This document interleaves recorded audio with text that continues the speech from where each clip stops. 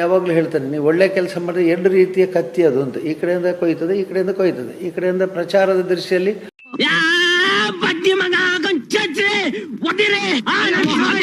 ಒಳ್ಳೆ ರೀತಿಯಲ್ಲಿ ಕೊಯ್ತದೆ ಅದು, ಇನ್ನೊಂದು ರೀತಿಯಲ್ಲಿ ದ್ವೇಷ ಕೂಡ ಉಂಟು ಮಾಡ್ತದೆ, ಎರಡು ಉಂಟು ಮಾಡ್ತದೆ. ದ್ವೇಷ ಉಂಟು ಮಾಡ್ತದೆ,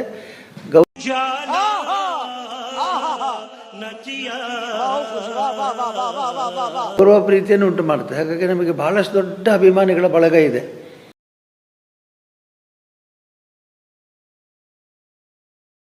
ಕೋಟ್ಯಾಂತರ ಅಭಿಮಾನಿಗಳ ಬಳಗ ಇದೆ. ಇದರಲ್ಲಿ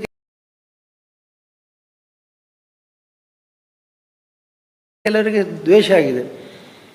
ಎಷ್ಟು ದ್ವೇಷ ಆಗಿದೆ ಅಂತಂದರೆ, ಇವ್ರು ಯಾಕೆ ಇಷ್ಟು ಮಾಡ್ತಾರೆ, ಹೇಗೆ ನಮ್ದು ಯಾವ್ದು ಬಾಕಿ ಅಂತ. ಮೊನ್ನೆ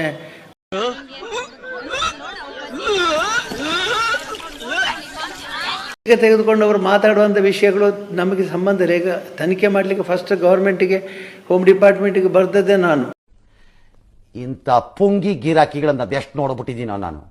ಸಿಬಿಐಗೆ ಒಪ್ಪಿಸಿ ಅಂತೇಳಿ ಮುಖ್ಯಮಂತ್ರಿ ಹೇಳಿದ್ದೆ ನಾನು. ಈಗ ಅವ್ರಿಗೆ ಏನು ಪರಿಣಾಮ ಕೊಟ್ಟರು, ನಮ್ಮ ಸಂಬಂಧ ಏನಿಲ್ಲ ಅದಕ್ಕೆ.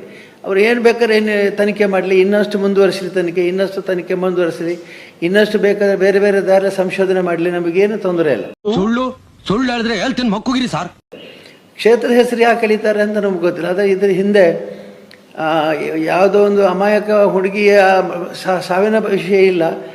ಇಡೀ ಕರ್ನಾಟಕದಾಗ ನೀನು ಮಾಸ್ಕ್ ತೆಗೆದ್ಬಿಟ್ಟು ನಿಮ್ಮ ಅಪ್ಪನ ತುಣ್ಣಕ್ಕೆ ಹುಟ್ಟಿದ್ರೆ ನೀನು ಡೈರೆಕ್ಟ್ ಆಗಿ ಓಡಾಡ. ನೀನು ಕ್ಷೇತ್ರವನ್ನು ಹೇಗಾದ್ರೂ ಮಾಡಿ ಮೈಲೆ ಮಾಡಬೇಕು, ಮಲಿನತೆ ಮಾಡಬೇಕು ಅನ್ನುವಂಥದ್ದು ಖಂಡಿತ ಇದರಲ್ಲಿ ಕಾಣ್ತದೆ. ಹಾಗಾಗಿ ಅಂತಲೇ ಗಾಂಡು ನನ್ನ ಮಗನೇ, ನಮಗೆ ಯಾವುದಕ್ಕೆ ಭಯ ಇಲ್ಲ, ನನಗೆ ಯಾವ ರೀತಿಯಲ್ಲಿ ಭಯ ಇಲ್ಲ, ಸಂಕೋಚ ಇಲ್ಲ, ನನಗೆ ಸಂದೇಹ ಇಲ್ಲ.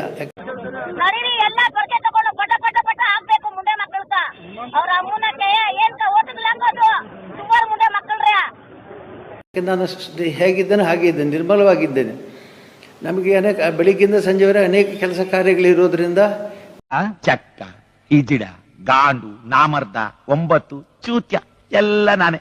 ಸಮಾಧಾನ ಆಯ್ತಾ? ಯಾವುದು ಮೈಲಿಗೆ ನಮಗೆ ಅಡ್ಡೋದಿಲ್ಲ. ಆದರೆ ಒಂದೇ ಒಂದು ಸಮಸ್ಯೆ ಅಂದರೆ, ಅನಾವಶ್ಯಕವಾಗಿ ಯಾಕೆ ಶತ್ರುತ್ವ ಬೆಳೆಸ್ತಾ ಇದ್ದಾರೆ.